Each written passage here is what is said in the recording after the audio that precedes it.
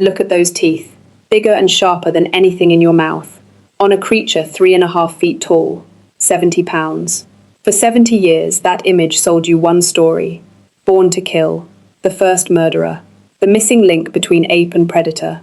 That wasn't a guess, it was a theory. Built in the 1950s. Sold as fact.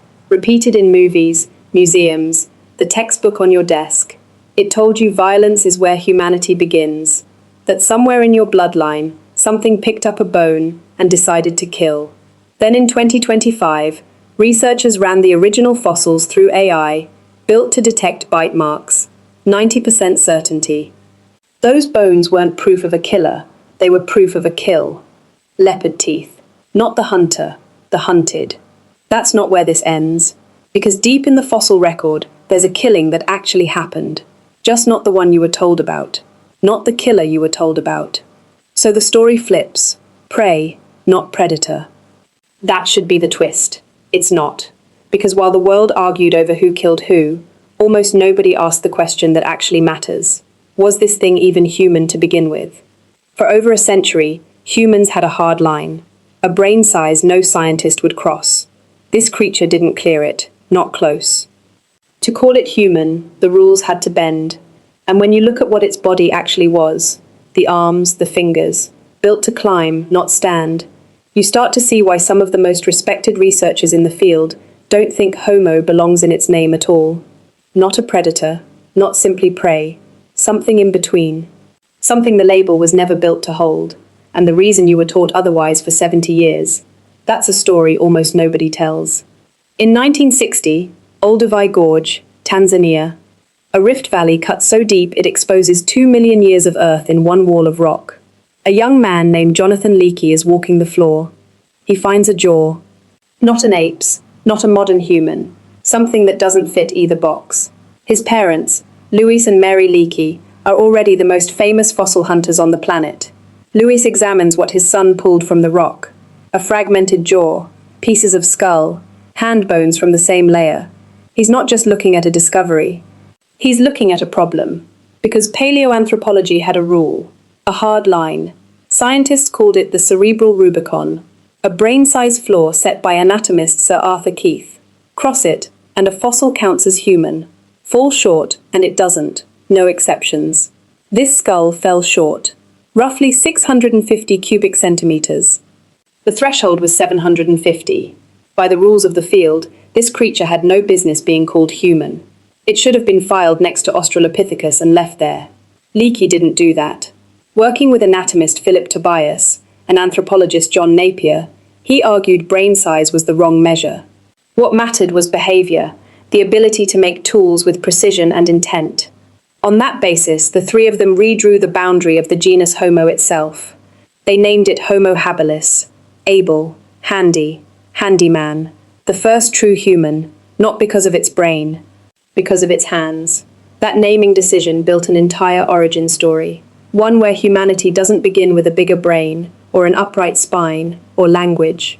It begins with a clever hand and a sharp rock. That's the diagram behind the ape slowly straightening into a man. Here's what almost nobody tells you. This wasn't a conclusion drawn from overwhelming evidence. It was a judgment call. 3 researchers, 1 year, redrawing what human was allowed to mean. And judgment calls, unlike fossils, can be wrong. Here's what made Homo habilis famous. What every documentary opens with. A cobble the size of your fist, struck against another rock at exactly the right angle, until a flake shears off. Looks like trash. Looks like something you'd walk past on a riverbed. It's not. The edge on one of these flakes, made from obsidian, measures roughly 30 angstroms across. Too small to see with the naked eye. A modern steel razor blade is 10 times wider. A surgical scalpel is wider still. 2.5 million years ago, on the open African savanna, a creature barely half your height carried a cutting edge, sharper than anything in your kitchen drawer right now. And making one of these tools requires something no primate before this had ever shown, the ability to look at a rock and see a shape that doesn't exist yet, then strike it into being. Wrong angle, wrong force, and you get nothing. You need to hold a picture in your mind of an object that isn't there. Then manufacture it into reality. That leap, from using what nature hands you, to deliberately creating what nature never intended, is the line every textbook draws between animal and human. For 60 years, Homo habilis stood alone on the human side of that line, because it was the only species anyone could connect to that leap. Here's the part that got buried. In 2011, a team excavating Lemekwi, West Turkana, Kenya, pulled stone tools out of the ground, dated to 3.3 million years old, 700,000 years before Homo habilis walked the earth, before the genus Homo even existed. These weren't small, delicate flakes. Some of the cores and anvils at Lomekwi weighed up to 15 kilograms, 30 pounds of stone, shaped using a hammer and anvil technique that took real strength to execute. Someone was doing this 700,000 years before handyman existed, and the only hominins confirmed in that region at that time weren't Homo at all. They were Australopithecus, the same genus science spent decades calling incapable of exactly this kind of intelligence. So the tools that were supposed to prove Homo habilis was the first human, they don't belong to it. They belong to something we were told couldn't have made them. That's not a footnote. That's the first crack in the entire story. 1950s. Paleoanthropologist Raymond Dart is examining fractured animal skulls pulled from South African caves, found near early hominin remains. The bones are cracked, punctured, splintered in strange, repeating patterns. Dart concludes our ancestors did this themselves, using bones, teeth, and horns as tools and weapons. He calls it an osteodontochoratic culture, a culture of bone, tooth, and horn. He doesn't stop at describing technology. He builds an entire theory of human nature on top of it. Killing wasn't something humans learned along the way. It was wired into us from the start. Violence as our founding trait, born to kill, in the most literal sense. That theory didn't stay in a journal. It escaped into culture, shaped novels, shaped films. One of the most famous match cuts in cinema history, a primate swinging a bone as a weapon, traces directly back to Dart's hypothesis. For roughly 30 years, killer ape wasn't fringe. It was the accepted answer, printed in textbooks, taught in classrooms, absorbed as fact. Then other researchers went back to the same bones, and the theory fell apart. The fracture patterns weren't from weapons. They were bite marks and puncture wounds, leopards, hyenas. The skulls Dart believed our ancestors smashed with tools were prey carcasses, dragged into those caves by predators, chewed and cracked the way any big cat processes a kill. The culture of bone, tooth, and horn was never human. It was a predator's dinner table, misread by a man determined to find violence at the root of us. The killer ape theory wasn't science holding up under scrutiny. It was a story that felt true, spread until it became fact, simply because it was repeated for 30 years straight. And here's what should unsettle you. The same pattern that took down Dart's theory is exactly what's now taking down the story you were told about Homo habilis. A name, a headline, a confident diagram, repeated for decades, treated as settled, until someone finally checks the bones again. We already know what happened the first time humanity told itself a confident story about its own violent origins. It was wrong. That should make you wonder what else in this story hasn't been checked yet. Picture what a single day felt like if you were this creature. 3.5 feet tall, maybe 70 pounds, less than a lot of dogs, slower than almost everything that hunts you, and a lot is hunting you. In the tall grass, something is already waiting. Dinophelis, a saber-toothed cat built around one prey profile, primates exactly your size. It doesn't chase. Chasing wastes energy it doesn't need to spend. It waits, motionless, until you're close. Then it moves once, 3 seconds, maybe less, from the first snap of grass to teeth closing on your throat. At 70 pounds, standing exposed in open ground, you have no answer for that. No claws, no speed, no armor, just a sharpened flake of stone, and whoever's standing close enough to warn you. Above you, something else is circling, large enough to take a juvenile off the ground before anyone reacts. You've watched it happen before, to someone else in your group. You know exactly what it looks like. You know it won't be the last time. Near the water, a third threat. And you can't avoid this one, because you have to drink. Everything has to be drunk. So every time you kneel at the edge of a river, something beneath the surface may already be watching you do it, patient, submerged, waiting for the half second your guard drops. Not every trip to the water ends the same way twice. Hunted from the grass, hunted from the sky, hunted from the water. That's not a bad week. That's every day, from every direction, for this entire species, across its entire existence. And here's what makes it worse. The predators circling you weren't even the most dangerous thing this creature had to survive. Because the threat that would define this species wasn't only coming from the leopards in the grass or the birds overhead, it was standing right next to you. Stop for a second. What I'm about to show you isn't in the version most channels are willing to tell. Most content about human evolution stays comfortable. It sticks to the diagram, the ape slowly straightening into a man, brain getting bigger at every step. A clean line from primitive to modern. That version sells. It's tidy. It doesn't ask you to sit with anything uncomfortable about where you actually came from. This isn't that video. Because the real evidence, the fossils with the actual marks still on them, pulled from bones over 1 million years old, doesn't point to something clean. It points to something far stranger than killer or victim. A species capable of being hunted from every direction you just heard about, while turning the exact same tools it used to survive against members of its own kind. I'm not going to gloss over that in a sentence and move on. The next section walks you through the actual forensic evidence, where it was found, who found it, why the conclusion is harder to argue with than you'd want it to be. It's the kind of evidence that, if it turned up today, would get someone arrested.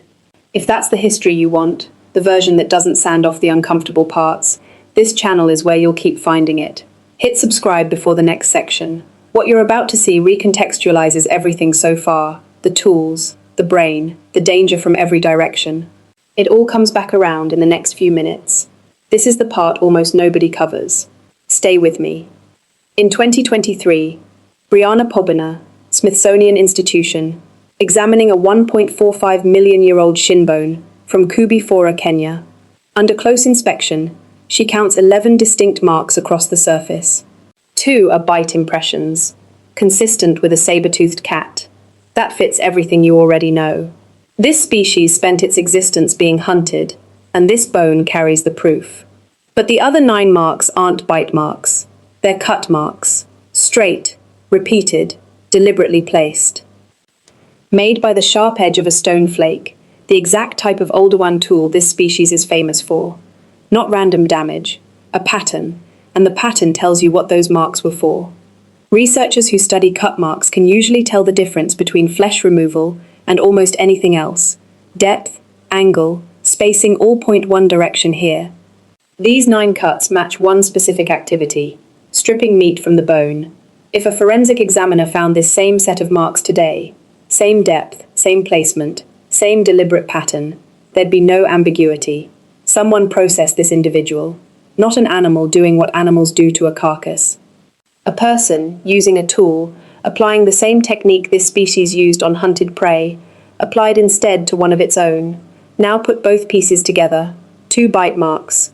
Proof this creature was hunted, like every bone from this era shows. 9 cut marks, on the same shin. Proof the same tool that let this species process meat off a carcass had, at some point, been used on one of its own kind. A species hunted from the grass, the sky, and the water, that was also, in at least this one preserved case, hunting itself. That's not the killer ape story Dart got wrong 70 years ago. And it's not the simple, gentle hunted prey story that replaced it. It's something else. Something the clean textbook diagram never had room for. Hold 2 facts in your mind at the same time. This is where the story flips. Fact 1. This species was under constant siege. Hunted from the grass by cats built specifically to kill something its size. Hunted from the sky by birds large enough to carry off its young. Hunted from the water every time it had no choice but to kneel down and drink. 3.5 feet tall, 70 pounds, no natural weapons to fight any of it off. Fact 2. In the middle of that siege, while fighting just to survive another day against things bigger, faster, better armed, this same species was doing something no primate before it had ever done, not just shaping stone sharp enough to rival a modern blade. Developing, inside a brain barely half the size of yours, the actual neural architecture for language, structures that would become Broca's area and Wernicke's area in your own skull, speech, understanding, were already forming in this creature, under fire, 2.5 million years ago. That's not predator behavior. A predator doesn't need a warning system. It just needs to be faster than its prey. And it's not simple prey behavior either. Prey animals freeze, flee, or herd.